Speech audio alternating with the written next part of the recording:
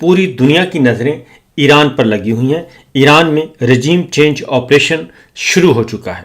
اور ساری رات وہاں پہ جو ہے ایران کا پوری دنیا سے اس وقت رابطہ منقطع ہو چکا ہے.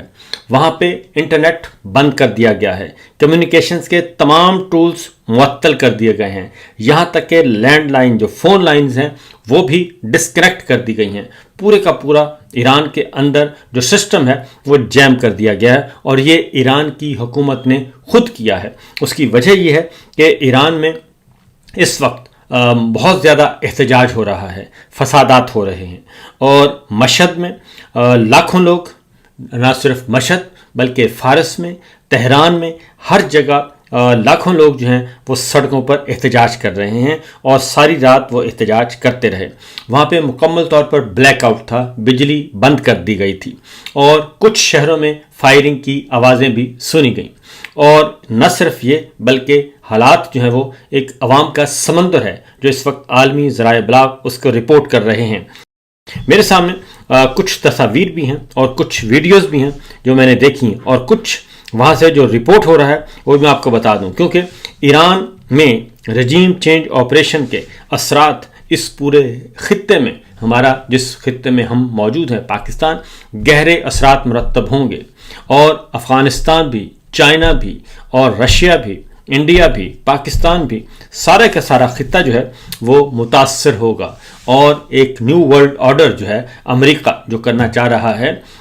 وہ ایک نیا ایرا شروع کرنا چاہ رہا ہے کہ چائنا کو سر اٹھانے نہیں دینا، رشیا کو سر اٹھانے نہیں دینا اور اس کے مقابلے میں کوئی نیا بلاک نہیں بننے دینا. یہ صورتحال ہے اس وقت. کیونکہ اس سے پہلے ذرا ایران کی صورتحال میں آپ کو بتا دوں کہ بڑے پیمانے پر طوفانی مظاہروں سے ایرانی حکومت کا کنٹرول جو ہے وہ کہا جا رہا ہے کہ کمزور پڑتا جا رہا ہے اور ایران کے روحانی پیشوا اس وقت کہاں ہیں اس کے بارے میں مختلف اطلاعات آ رہی ہیں اور جو ایران کی اپنی حکومت ہے اس کے مطابق وہ ایران میں ہی موجود ہیں، جبکہ دوسری جانب یہ اطلاع بھی ہے کہ شاید وہ محفوظ ترین مقام پہ ہیں یا پھر روس کی طرف، روس نے ان کو اپنے پاس بلا لیا ہے. یہ بھی ایک آ رہا ہے. رپورٹر ہیں انہوں نے وہاں سے ٹری ینگسٹ جو ہیں انہوں نے رپورٹر نے ایک خبر دی ہے اور رپورٹ کیا وہاں سے. انہوں نے کہا کہ ایران کے اندر سے جو کچھ میں دیکھ رہا ہوں وہاں پہ تقریباً تہران سمیت 111 سے زیادہ شہروں میں لوگ سڑکوں پر آ رہے ہیں جہاں ہجوم ہی ہجوم ہے اور ہجوم کا سمندر ہے اور ہر دارالحکومت میں عوام کا سیلاب ہے. اور انہوں نے یہ بھی کہا کہ یہ آج پہلا دن تھا ہڑتال کا اور اس مکمل ہڑتال کے بعد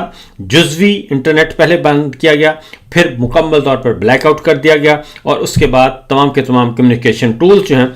وہ بند کر دیے گئے اور اس وقت ایران کا بیرونی دنیا سے رابطہ منقطع ہے اور اس تحریک کو روکنے کے لیے یہ سب کچھ اقدامات کیے جا رہے ہیں. اور لگتا یہ ہے کہ حکومت جو ہے وہ کافی اس وقت خوفزدہ ہے اور بہت زیادہ، اور نہ ہی دوسری جانب وہ سرنڈر کرنے کے بھی موڈ میں نہیں، بلکہ گورنمنٹ جو ہے وہ اپنی رٹ قائم کرنا چاہ رہی ہے. اور روحانی پیشوا نے یہ کہا ہے کہ ایرانی عوام کے جو مسائل ہیں ان کو ایڈریس کیا جائے ہنگامی بنیادوں پر. انسانی حقوق کی تنظیموں نے بھی یہ کہا ہے کہ 111 سے زیادہ مختلف مقامات پر مختلف شہروں میں اس وقت مظاہرے ہو رہے ہیں. ایران کے دارالحکومت تہران میں انہوں نے کہا کہ ایک نوعیت کی آگ لگی ہوئی ہے، انقلاب بھی آگ لگی ہوئی ہے اور مختلف حصوں میں جو ہے وہ یہ سلسلہ چل رہا ہے اور ہر طرف احتجاج اور عوام ہی عوام نظر آ رہے ہیں. یہ تو رپورٹ ہوا ہے جو عالمی میڈیا اس وقت رپورٹ کر رہا ہے. اور کچھ دیر پہلے تک، جب میں یہ آپ کو ریکارڈ کروا رہا ہوں، کچھ دیر پہلے تک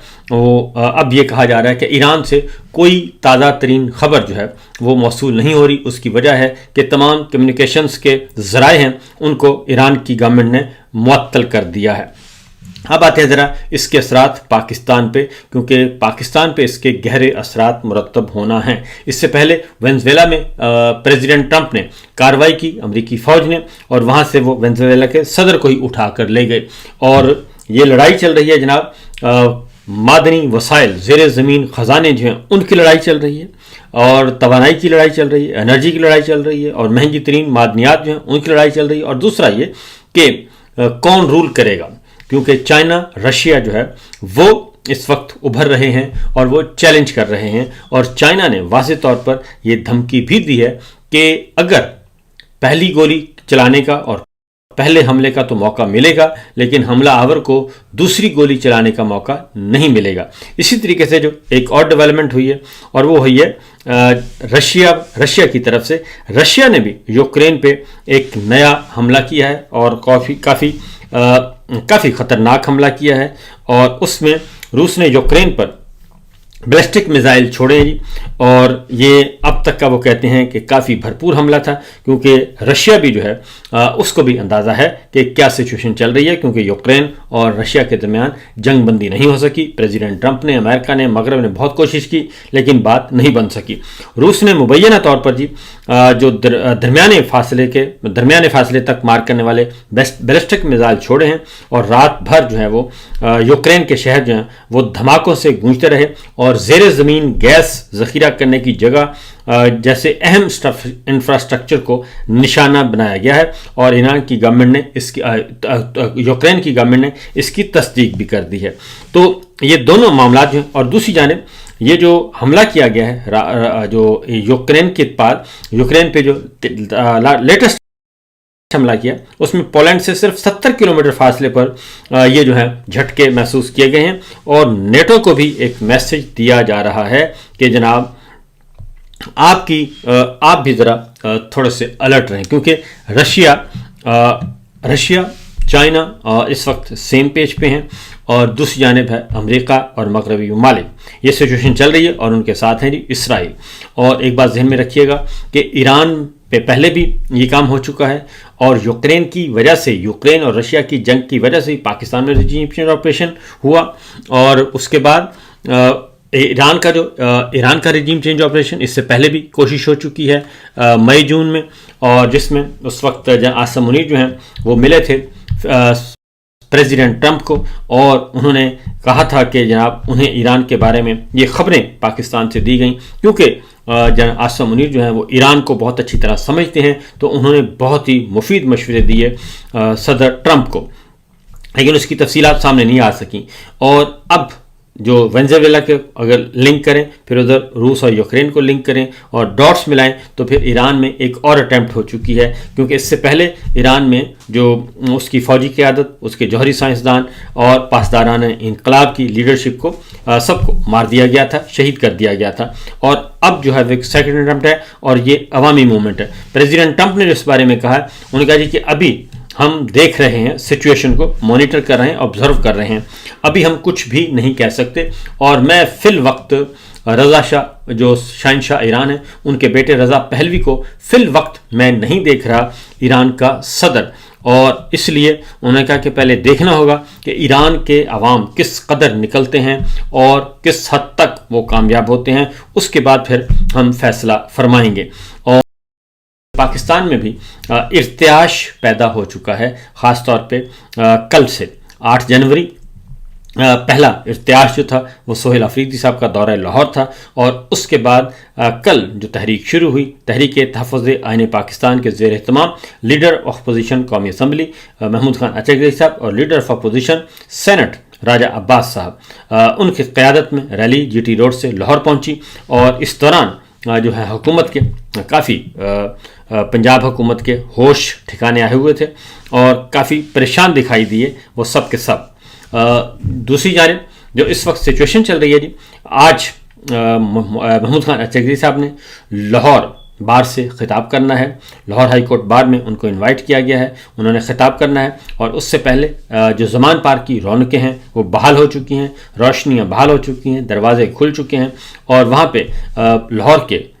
زندہ دلانے لاہور جو ہیں وہ کل پہنچے ہوئے تھے، محمود خان اچکزئی صاحب بھی، راجہ ناصر عباس صاحب بھی، اور دیگر لیڈرشپ بھی وہاں پہ موجود تھی، لیکن محمود خان اچکزئی صاحب نے ایک گلہ کیا ہے پاکستان تحریک انصاف کی لیڈرشپ سے، ٹکٹ ہولڈر سے، ارکان سے، کہ کل ہم جی ٹی روڈ سے آئے ہیں، اور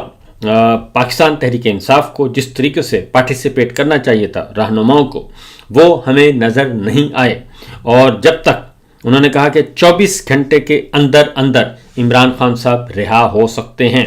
اور انہوں نے واضح طور پر کہا ہے کہ 8 فروری کو شٹر ڈاؤن کیجیے گا، اور مکمل طور پر شٹر ڈاؤن ہونا چاہیے، مکمل طور پر ہڑتال ہونی چاہیے، پہیہ جام ہونا چاہیے، اور ٹرانسپورٹ کو سڑک پہ نہیں آنا چاہیے، نہ رکشاؤں کو، نہ بسوں کو، نہ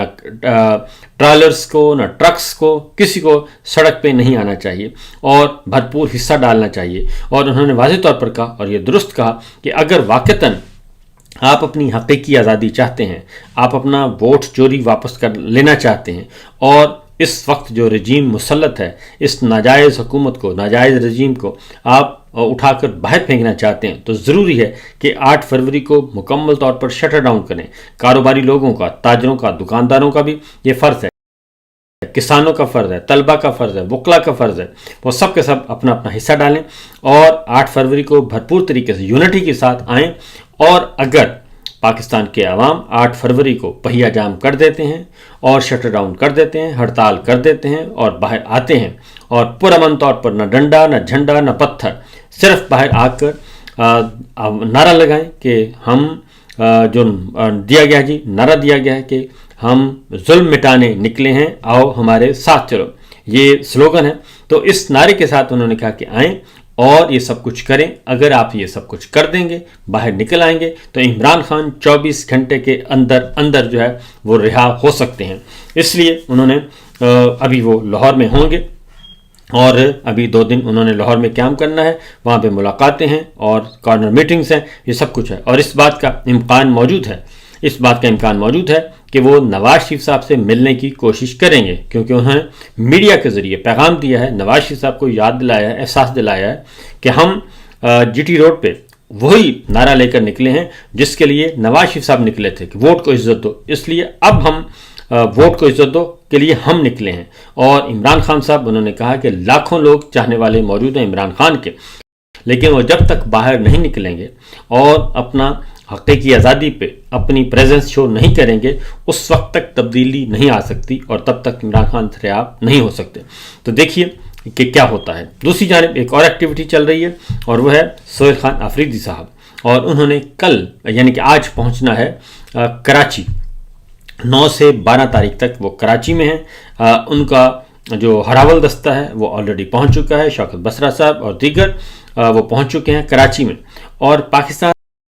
پیپلز پارٹی نے ان کو ویلکم کرنے کا اعلان کیا ہے سہیل خان آفریدی صاحب کو، اور ساتھ ہی ساتھ انہیں مزار قائد پر 11 تاریخ کو جلسے کی بھی اجازت دے دی ہے۔ اور یہ ایک طویل عرصے کے بعد 3 سالوں میں یہ پہلا، جب سے عمران خان صاحب گرفتار ہوئے ہیں تقریباً 2.5 سال ہو گئے ہیں، تو 2.5-3 سال کے بعد یہ پہلا موقع ہوگا کہ ایک پبلک جو ہے وہ عوامی جلسہ ہوگا پاکستان تحریک انصاف کا، اور سہیل خان آفریدی جو ہیں وہ چیف گیسٹ ہوں گے، مہمان خصوصی ہوں گے، اور روح رواں ہیں وہ، اور باقی دیگر قیادت بھی ہوگی۔ تو پاکستان پیپلز پارٹی کی طرف سے انہیں ویلکم کیا جا رہا ہے، فیسیلیٹیٹ کیا جا رہا ہے، لیکن اس کے بعد یہ بات ذہن میں رکھیے گا کہ 2-3 باتیں میں بہت ہی کہنا چاہتا ہوں کہ کسی پر جو حالات ہیں اس وقت کچھ بھی ہو سکتا ہے۔ ایران کی سچویشن آپ کے سامنے ہے، اور وینزویلا کی سچویشن آپ کے سامنے ہے، اور اس وقت پوری دنیا میں ایک ہلچل مچی ہوئی ہے، اور اس کے تناظر میں سہیل خان آفریدی صاحب کو اور پوری کی پوری پی ٹی آئی کی لیڈرشپ کو اپنی سیکورٹی پہ خاص توجہ دینی چاہیے۔